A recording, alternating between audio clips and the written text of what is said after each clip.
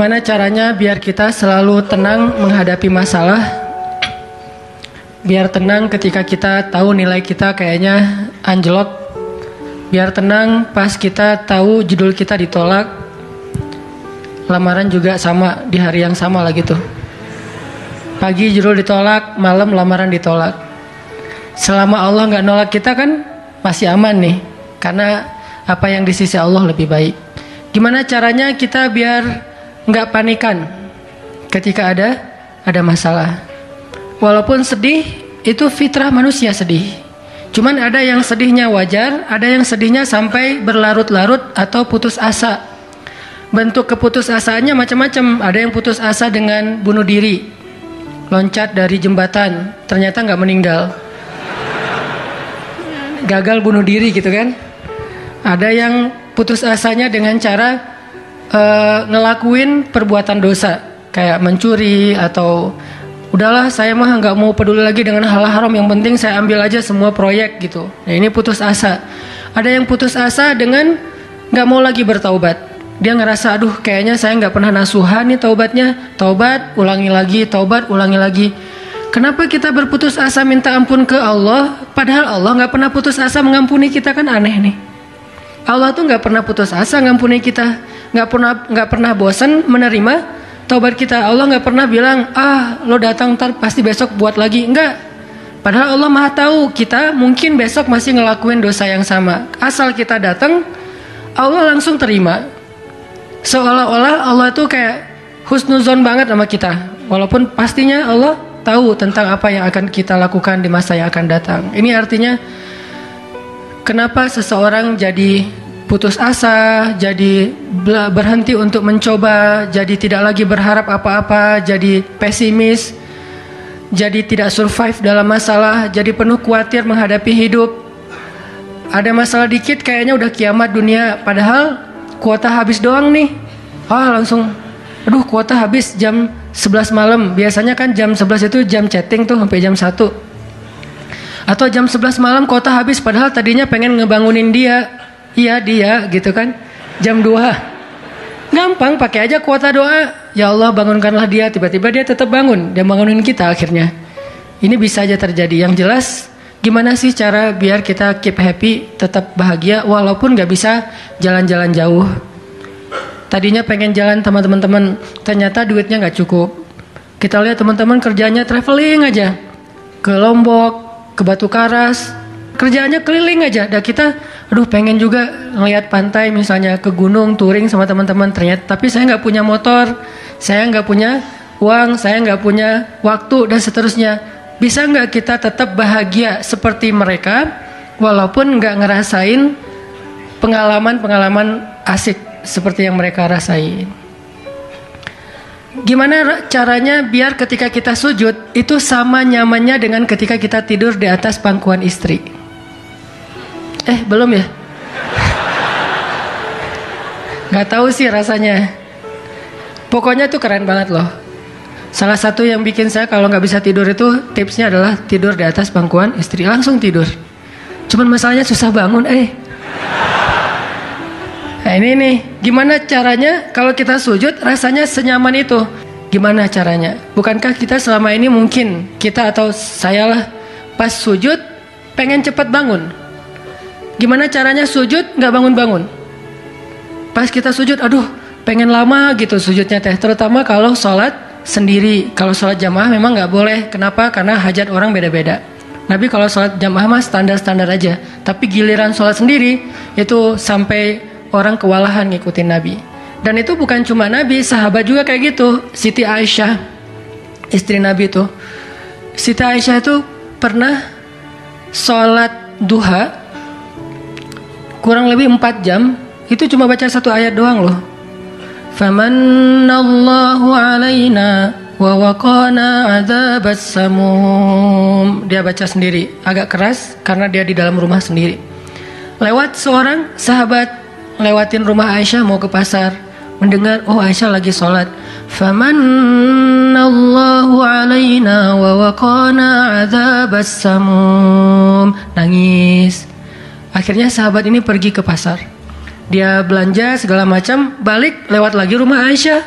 Setelah kurang lebih 2 jam, pas dia lewat lagi rumah Aisyah, dia masih mendengar Aisyah membaca kalimat Famanallahu alaina wa waqana adzabas samum. Nangis lagi. Jadi 1 rakaat dengan 1 ayat itu bisa 2 jam, 3 jam yang dilakukan oleh para sahabat. Kenapa kok betah banget? Sama kayak kita betah banget nonton film, dan betah banget dengerin musik kesukaan kita, diulang-ulang lagu yang sama kan ya. Mungkin 1 lagu itu durasinya sebutlah 2,5 menit, 2,5 menit. Tapi diulang-ulang bisa sampai setengah jam mendengar lagu yang sama. Bukan 1 album, 1 lagu.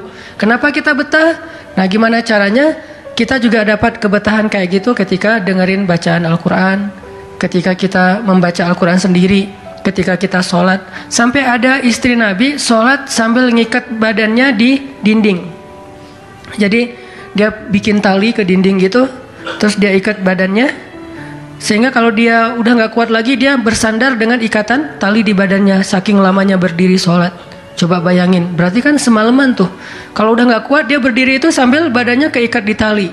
Dan Nabi melihat itu menangis karena melihat kesungguh-sungguhan para sahabat dan sahabiat dalam beribadah kepada Allah. Dan itu bukan paksaan siapapun. Nabi gak pernah maksa kayak gitu. Mereka sendiri berinisiatif. Jadi tutorialnya dibikin sendiri gitu. Saya sholat kalau malam-malam kayak gini jadi agak gak kuat. Atau saya lagi sakit nih, lagi lemas nih, lagi kurang makan. Ya udah deh, agar tetap bisa berdiri, dia ikat tali, dia ikat ke badannya, terus berdirinya kayak orang-orang setengah sadar gitu. Nah, ini menunjukkan ada kenikmatan yang luar biasa yang mereka dapetin ketika mereka dekat dengan Allah Subhanahu wa taala. Gimana sih caranya biar kita bisa kayak gitu? Gimana caranya kita entertain kita itu adalah zikrullah. Boleh-boleh aja kita entertainnya nonton film, dengerin musik-musik yang positif. Entertain kita mungkin chatting, entertain kita mungkin update status, entertain kita mungkin kepoin mantan misalnya. Boleh-boleh aja selama masih wajar. Tapi bisa nggak entertain kita yang lain itu zikrullah? Dengan mengingat Allah kita jadi terhibur gitu. Dan itu entertain luar biasa pahalanya. Gimana caranya? Ini yang kita pengen belajar malam ini, sehingga kita bisa tetap happy walaupun dalam keadaan tadi akhir bulan, dalam keadaan habis diputusin, dalam keadaan ditolak, dalam keadaan bingung, galau, segala macam termasuk habis pulsa. Tetap bisa happy. Pas telepon, pulsa Anda tidak mencukupi. Masya Allah gitu. Senyum gitu ya. Bukan, mana nih apa panik. Biasa aja. Nah, ini kita perlu belajar. Saya juga merasa butuh mempelajari lagi gimana caranya biar bisa ngerasain itu. Dan nasihatnya bukan dari saya, karena saya juga masih belajar, belum istiqomah amat nih. Tapi nasihatnya dari para ulama yang diambil dari ayat Al-Quran dan hadis-hadis Rasulullah SAW. Nah, sebelumnya coba kita perhatiin dulu kisah tentang ketenangan dengan mengingat Allah tuh kayak gimana. Salah satunya ada di surat At-Taubah yang terkenal. A'udzu billahi minasy syaithanir rajim. Illa tansuruhu faqad nasarahu Allah.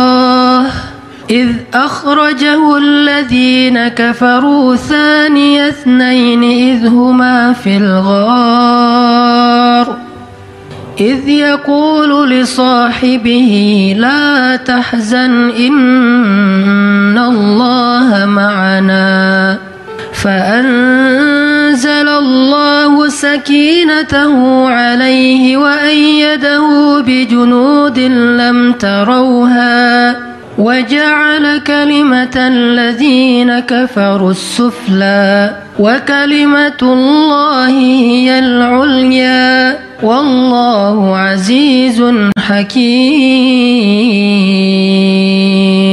Kalau kalian tidak menolongnya, maka sungguh Allah akan menolongnya.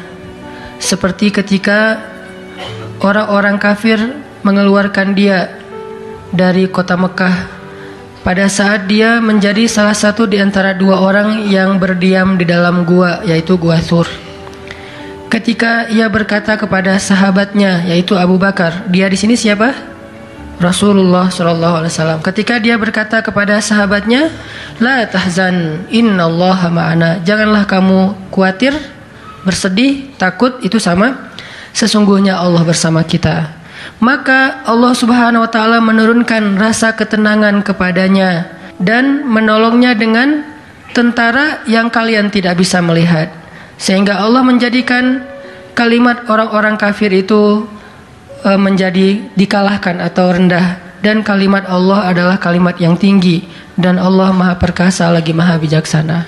Ini kan kata-kata yang paling populer ya, la tahzan innallaha ma'ana. Tips pertama kalau kita pengen bisa lebih tetap tenang, happy ketika kita dalam tekanan adalah kita tuh emang harus punya sahabat yang selalu mengingatkan kita kepada Allah Subhanahu Wa Taala. Sahabat yang mengingatkan kita kepada Allah. Ini yang terjadi kepada Abu Bakar As-Siddiq. Sekelas Abu Bakar yang imannya sampai ke derajat Siddiq, bukan cuma mukmin loh, Siddiqun. Kan ada mukmin, ada muttaqin, ada siddiqin. Ini udah derajatnya Siddiq. Arti Siddiq itu udah nggak ada lagi keraguan di hatinya. Udah nggak ada lagi masalah sedikit pun. Ketika orang-orang ragu, Abu Bakar tetap yakin. Salah satu kasusnya pas Nabi pulang Isra Mi'raj. Nabi bilang bahwa saya baru pulang dari Palestina dan baru naik ke langit semalam. Diberitakan ini kepada orang-orang kafir Quraisy, tapi orang-orang kafir Quraisy nggak percaya. Lalu ketika para sahabat-sahabat lain mendengar, mereka kayak ragu-ragu gitu, bener nggak ya, bener nggak ya? Lalu ketika ditanya kepada Abu Bakar, ya Abu Bakar, lihat tuh teman kamu makin gila aja. Emangnya kenapa, kata Abu Bakar? Dia ngaku-ngaku baru pulang dari dari Palestina. Dia ngaku-ngaku baru pulang dari langit. Katanya Isra dan Mi'raj semalaman, dalam waktu 1 malam. Lalu Abu Bakar bertanya, siapa yang bicara kayak gitu? Dia atau kalian? Kata mereka, Muhammad yang ngomong kayak gitu langsung kepada kami. Kata Abu Bakar, kalau Muhammad yang ngomong kayak gitu, maka benar. Dia nggak mau tanya gimana caranya, berapa lama waktunya, kapan, siapa yang membawa dia. Nggak nanya apapun. Kalau Muhammad yang ngomong, maka itu benar. Ini artinya siddiq, nggak banyak tanya, percaya banget. Kalau ayatnya kayak gitu, udah cukup. Kalau hadisnya kayak gitu, udah cukup. Kalau kata ulama kayak gitu, saya ikut.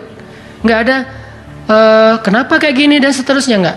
Ini menunjukkan Abu Bakar itu orang yang sangat luar biasa imannya. Tapi dia tetap manusia. Gimana pun imannya udah kuat, mantap, siddiq, ketika ada masalah, sifat dasar manusia itu keluar lagi, yaitu khauf, rasa khawatir, takut. Dan yang luar biasa, khawatir dan takutnya Abu Bakar itu bukan untuk keselamatan diri beliau.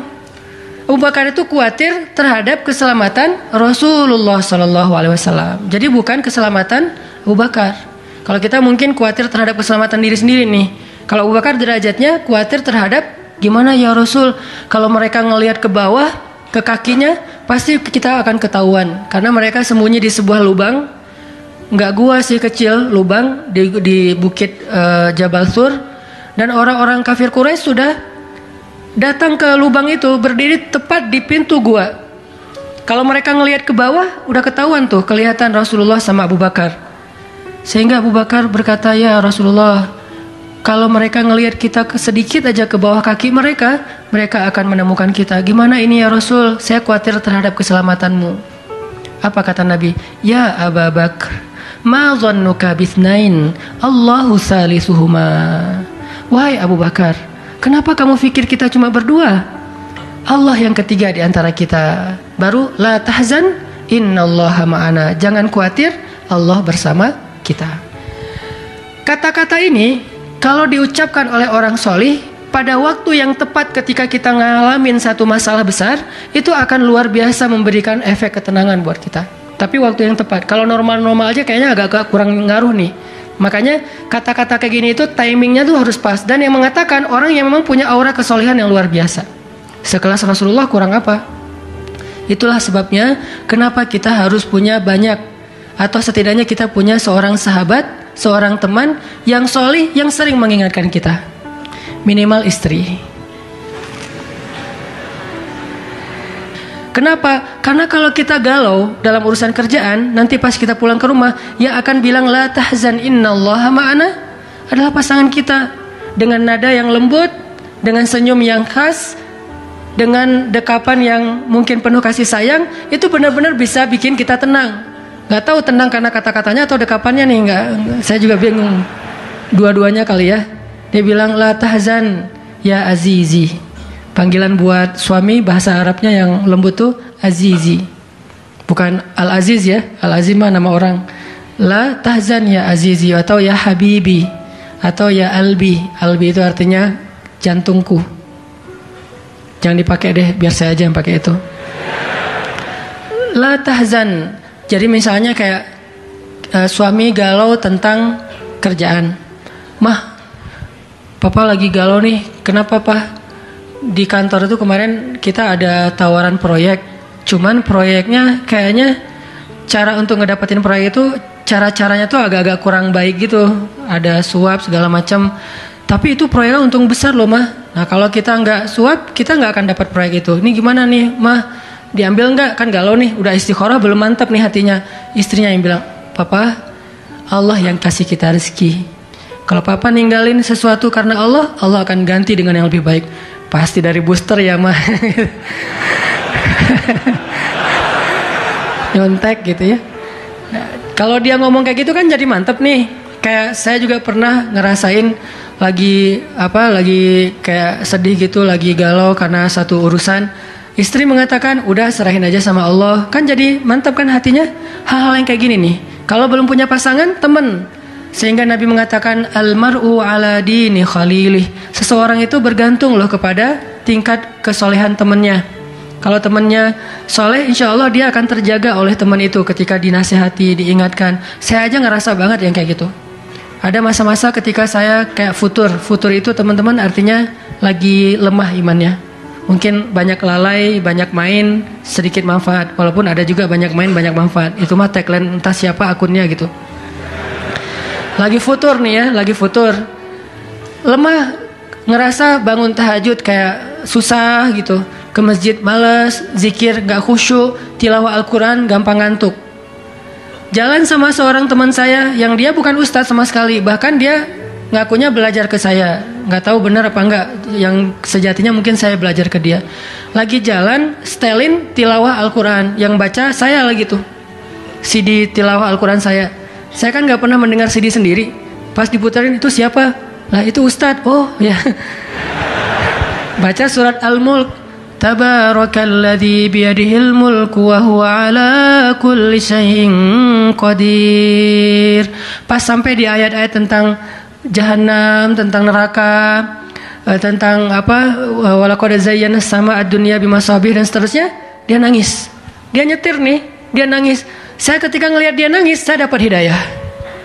Jadi saya dapat hidayah bukan hanya dengan mendengar bacaan itu, tetapi karena dikondisikan oleh seorang teman, saya ngerasa, duh, Masya Allah ya, dia yang dengerin bacaan saya bisa nangis. Saya dengerin diri saya sendiri, nggak nangis.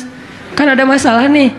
Akhirnya saya jadi insaf. Insaf itu kemudian istighfar, astagfirullah, Allah saya kayak ada masalah nih.